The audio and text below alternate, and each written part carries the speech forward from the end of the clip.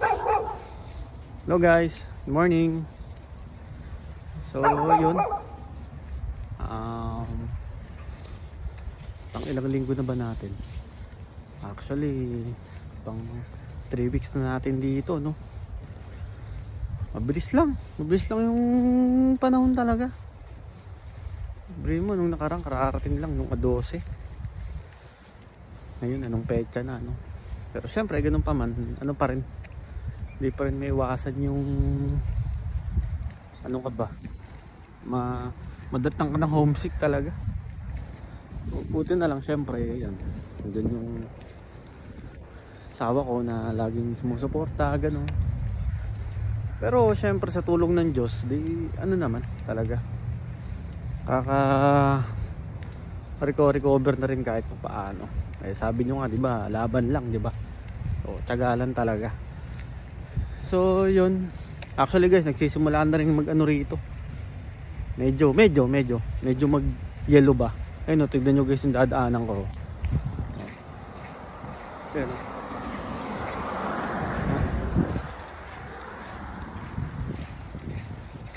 ayun o, tignan nyo.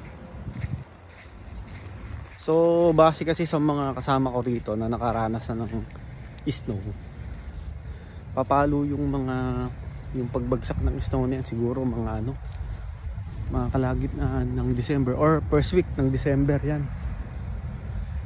So first time natin may experience yung ganong may snow, diba? So saktong-sakto daw yung pagpasko yan. So, pero hindi naman ganun hindi naman ganun kahaba yung snow dito. Hindi guys, sa ibang lugar na talagang sobra.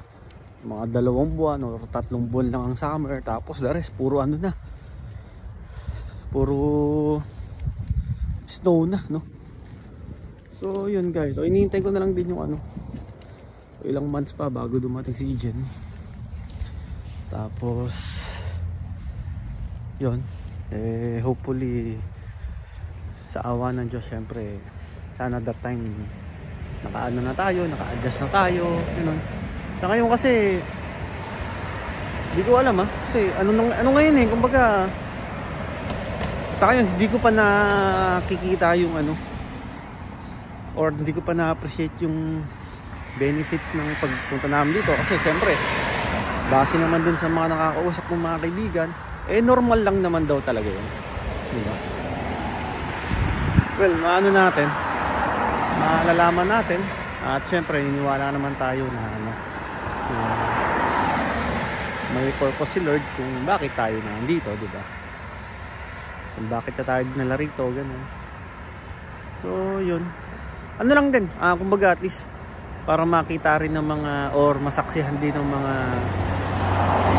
kababayan natin, lalong lalo ng mga viewers natin, na ang pagpunta rito, lalo pag first time ka, talagang darating ka sa time na yun, mapapatanong ka na lang sa sarili mo, diba?